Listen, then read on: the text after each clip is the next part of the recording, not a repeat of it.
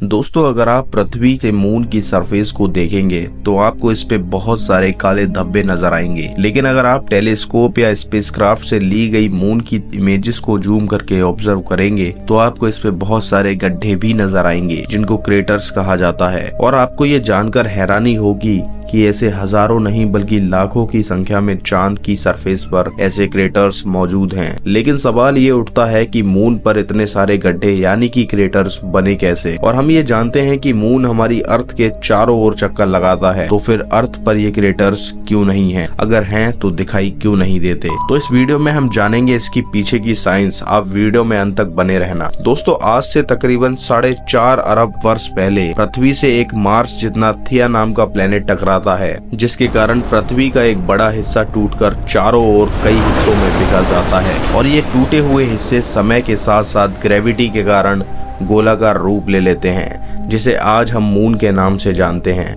Moon की formation के कुछ समय बाद ही इस पर बड़े बड़े एस्ट्रॉइड्स और मेटेराइड्स की बारिश होने लगती है। एस्ट्रॉइड्स दोस्तों ब्रह्मांड में बड़े बड़े आकार के रॉक्स होते हैं जो कि जुपिटर और मार्स के बीच की एस्ट्रॉइड बेल्ट में रिवॉल्व करते हैं, और इन्हीं से टूटे हुए टुकड़े मेटेराइड्स कहलाते हैं। और जब ये मेटेराइड किसी भी प्लेनेट के एटमॉस्फेयर में एंटर होकर प्लेनेट की सरफेस तक पहुंचते हैं, उन्हें मेटेराइड कहा जाता है। और जो सरफेस तक नहीं पहुंचते, एटमॉस्फेयर में ही जलकर खत्म हो जाते हैं, उन्हें मेटेओर्स कहा जाता है। जैसा कि हम जानते हैं कि हमारी अर्थ एक मल्टी लेयर एटमॉस्फेयर से ढकी हुई है, जिनको हम अलग अलग नाम से जानते हैं। और अकॉर्डिंग टू नासा हमारी अर्थ के एटमॉस्फेयर में डेली लगभग 25 मिलियन छोटे बड़े मेटेराइड्स एंटर होते हैं, जिनकी स्पीड तकरीबन 72,000 किलोमीटर प्रति घंटा होती है। जिनकी तेज स्पीड के कारण एटमॉस्फेयर में फ्रिक्शन क्रिएट होता है, जिससे कि इनका टेम्परेचर लगभग 1650 डिग्री सेल्सियस तक पहुंच जाता है, जिसकी वजह से ये एटमॉस्फेयर में ही जलकर खत्म हो जाते हैं। लेकिन ऐसा नहीं है दोस्तों कि अर्थ के इतिहास में कोई भी एस्टेरॉइड और मेटेरॉइड अर्थ की सरफेस तक नहीं पहुंचा। आज से करीब 66 मिलियन ईयर्स पहले चिक्सलुग इम्पैक्टर नाम का एस्टेरॉइड एंटर हुआ था, जिसने पूरी की पूरी डायनासोर्स की प्रजाति को खत्म कर दिया था।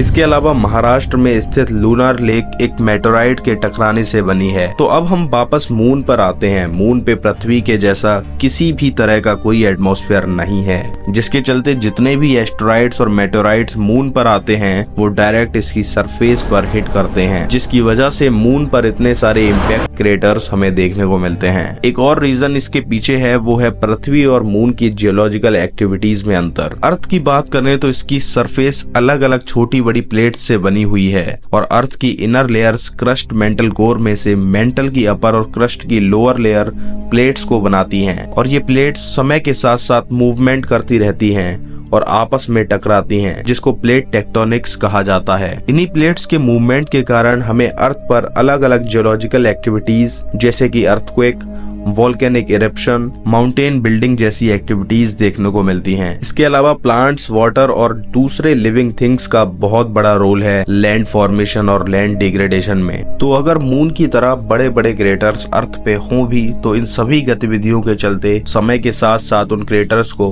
भर देगी। लेकिन मून पर इस तरह की कोई जियोलॉजिकल एक्टिविटीज नहीं होती है, जिसके चलते करोड़ों साल पहले बने छोटे बड़े क्रेटर्स आज भी वैसे के वैसे ही मौजूद हैं। अगर हम बात करें चांद पर दिखने वाले धब्बों की, तो उन्हें मारिया कहा जाता है। ये धब्बे असल में बड़े बड़े बेसिन हैं, जो कि वोल्केनिक एक्टिविटीज के कारण बने हैं। लाखों साल पहले चांद पर वोल्केनिक इरप्शंस हुए, और उस दौरान पिघला हुआ बेसाल्टिक लावा निकलकर इन क्रेटर्स में भर गया। जैसे जैसे वो लावा ठंडा हुआ, वह काले निशानों के रूप में जम गया, जिनको हम लोग अर्थ से बिना टेलीस्कोप की मदद से आसानी से देख सकते हैं। तो आई होप आप लोग समझ गए होंगे कि चांद पर दिखने वाले इन धब्बों और गड्ढों के पीछे की क्या साइंस है। वीडियो इन्फॉर्मेटिव लगी हो तो वीडियो को लाइक और चैनल को सब्सक्राइब करना ना भूलें। बाकी और किन किन टॉपिक्स पे आप वीडियो देखना चाहते हैं, कमेंट बॉक्स में जरूर बताएं।